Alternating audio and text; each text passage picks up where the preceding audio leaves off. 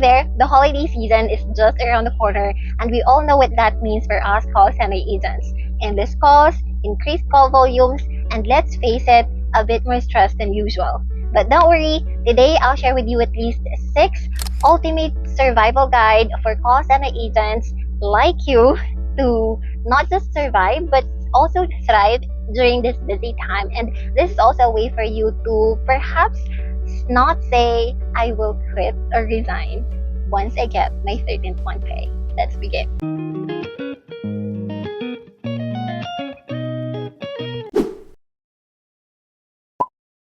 Tip number 6 is for you to focus on the positive side. Remember the reason why you're working during the busiest time of the year. So, I myself, the reason why I kept on working even during Christmas season is because of what I will be getting in return. Lagi ko kasing iniisip na there are holiday pays and usually double pay yan. Tapos kapag nagkataon pa, pwede pa siyang maging triple play. And at the same time, bukod sa makakakuha ka ng mga holiday pays, meron din yung mga Christmas party, meron din mga engagement, at iba-iba pang mga pakulo during Christmas like Christmas raffle and etc. So, one way yon for us to let go of our stress pagdating sa work. I remember during the time that I was working in VXI back then, I was one of the agents na pumasok during Christmas, and what happened was I was chosen as someone who got reward. I think may raffle that time. Tapos nanalo ko dun sa raffle. Nakakuha ko ng 4 na peraso ng malalaking plato talaga, mga silverware na hanggang ngayon hindi ko pa naman nagagamit. But, you know, those are one of the perks kung bakit nakaka-excite mag-work during holiday season. Tip number 5 for you to survive during this busy time is take breaks whenever necessary. Diba, lagi naman tayo merong 15-minute break, tapos 2 beses pa yan, tapos meron din tayong lunch break. Make sure na tinitake mo talaga yung break mo na yan. Ako, usually, kapag ka sobrang queuing talaga, ang ginagawa ko kapag ka nagtitake ako ng break, gagamitin ko talaga yan. As in, like, hindi ako papasok sa production floor nang hindi ko natitake yung buong minuto na yung buong 15 minutes na yun. Let's say, for example, 15 minutes yung break.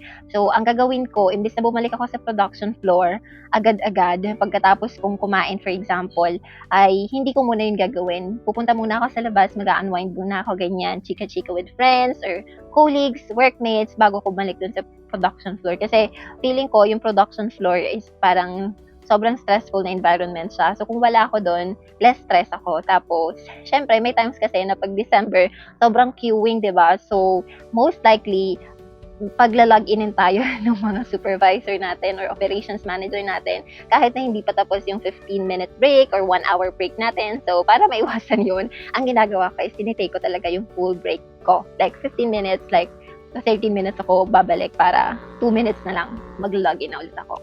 So you can also do the same thing. At wala namang masama doon, di ba? Tip number 4 for you to survive and thrive during this busy time is for sure, make yourself hydrated and keep snacks whenever possible. Okay, so syempre dahil nga sobrang queuing, di ba? Huwag tayong makakalimot magdala ng water bottle. Tapos, lagyan natin ng tubig, lagyan natin ng lemon kung gusto natin. So, ako, for example, meron akong dalang tubig dito, tapos meron siyang lemon para may additional vitamin ako nakukuha dyan or additional boost sa energy and etc. So, you can also do the same thing. Hindi allowed ipasok yung pagkain sometimes sa production floor, pero minsan ina-allow din. So, pag ina-allow yun, then pwede kang magdala ng mga snacks. Kasi, syempre, mas sarap din naman talagang mag-work kung meron kang kinakain on the side, di ba?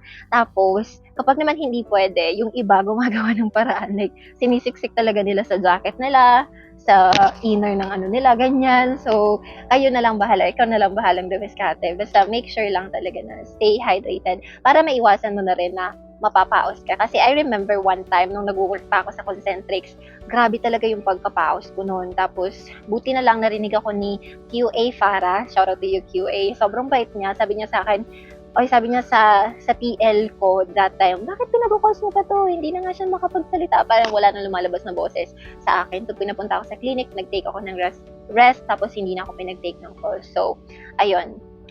One way for you to avoid that is, syempre, hinalang yung boses kapag mag-calls, saka uminom ng tubig.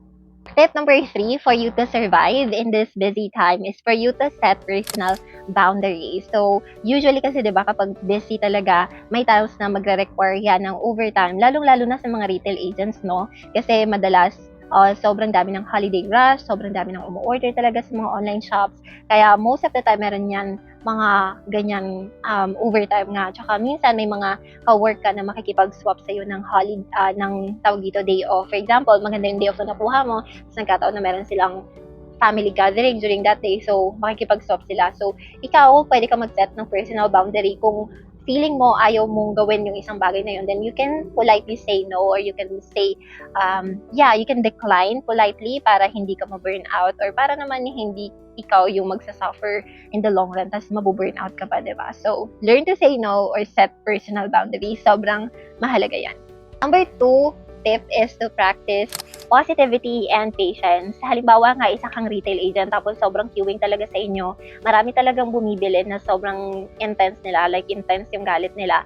Kaya kapag nakatanggap ka ng irate na call, take a deep breath lang, like inhale, exhale ka lang, tapos isipin mo palagi na ang positivity ay contagious. So, nakakahawa siya. So, kung palagi kang positive, kalmado, most likely, mapapakalma or madi-de-escalate mo rin yung irate mong customer.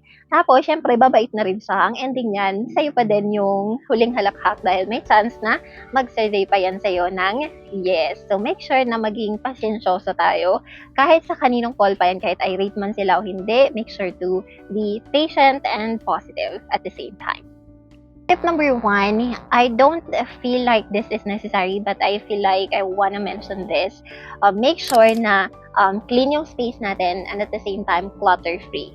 Sa call center kasi, makikita na naman natin, computer lang talaga, no? Tapos, wala na tayong iba pang makikita. Pero, kung meron kang mga kalat-kalat dyan, make sure na tanggalin mo yan kasi nakakadagdag pa yan ng stress and stuff like that.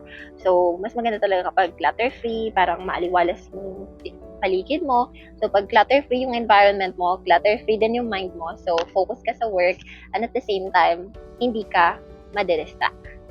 So, everything po, sana meron akong na-share kahit na isa na nakarelate ka sa pinagsasabi ko today. Pasensya ka na kung English yung intro ko, tapos Tagalog yung aking katawan ng yung mga pinagsasabi ko dito kasi I feel like I can share myself or like I can talk better if I am speaking in Tagalog kesa sa English, diba? Kung gusto niyo, pwede ko rin naman kayong bisayain. No?